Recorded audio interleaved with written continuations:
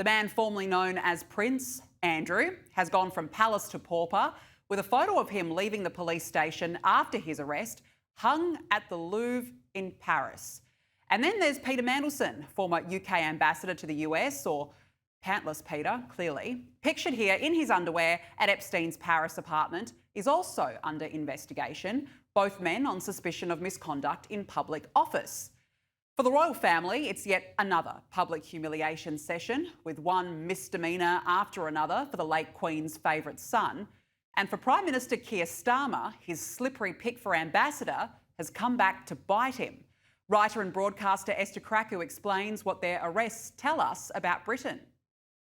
This week, Britain's enfant terrible in the form of Peter Mandelson and the former Prince Andrew have been arrested. Now, we were all expecting Peter Mandelson to be arrested because it looks like a lot of his charges seem more serious than Prince Andrew. But I'm just going to explain the lunacy behind what we're experiencing with two of Britain's most prominent public officials being linked to Jeffrey Epstein and how it's all come to a head in the last week. So on the former Prince Andrew, we are now seeing that his role as a trade envoy, according to leaked emails, shows that he was sending Jeffrey Epstein literally forwarding on emails that he got within 5 minutes of sensitive information to do with Britain and its trading partners in his role as a trade envoy. And you just have to marvel at the lack of judgment and the complete money-grubbing disgustingness of this man and his wife, or his ex-wife, Sarah Ferguson, who was famously described by Prince Philip as odd and pointless. And I think much of the country will now agree.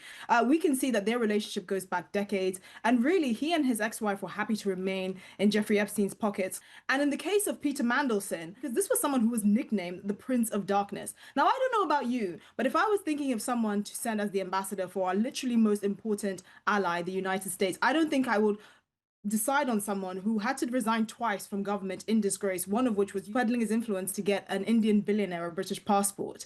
But somehow Keir Starmer thought, oh, it would be fine.